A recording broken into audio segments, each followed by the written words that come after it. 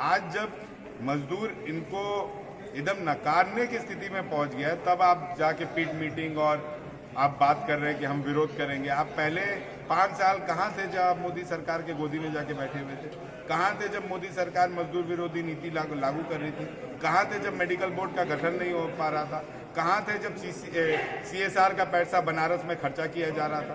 तो ये निश्चित तौर पर ये तमाम चीज़ें जो हैं, ये जो 4 मजदूर संगठन है, ये मजदूर के हित में काम नहीं कर रही है।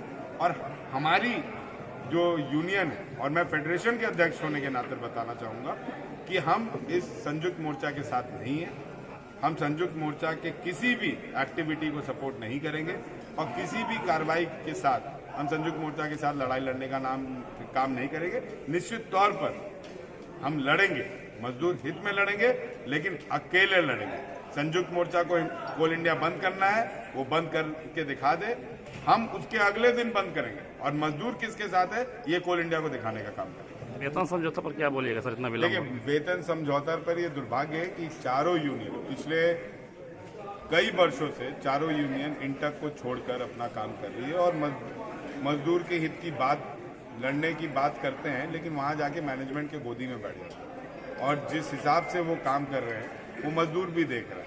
संडे आज नहीं मिल रहा है, मेडिकल बोर्ड नहीं बैठा, कितने लोग नौकरी के प्रतीक्षा में रह गए, लेकिन इन लोगों ने कभी विरोध नहीं किया। राष्ट्रीय कोल मजदूर यूनियन की रीजनल की बैठक थी, उसमें हम लोग का सौभाग्य था कि हमारे यूनियन में सुश्री अम्मा प्रसाद जी ने अपने पूरे समर्थकों के साथ हमारे यूनियन की परमानेंट सदस्यता उन्होंने ग्रहण की है और आज इस बैठक में भी पहुंची।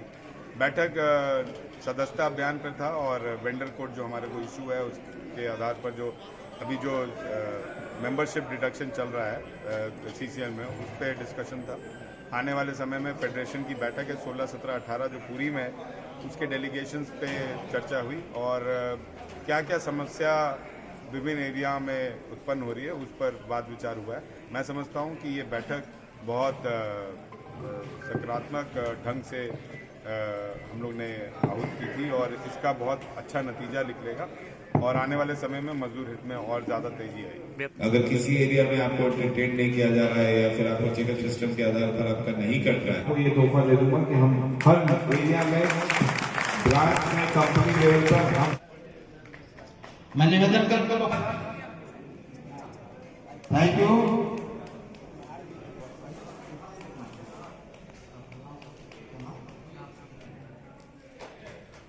रीजनल शाखा की बैठक में हार्दिक अभिनंदन और स्वागत करता हूं।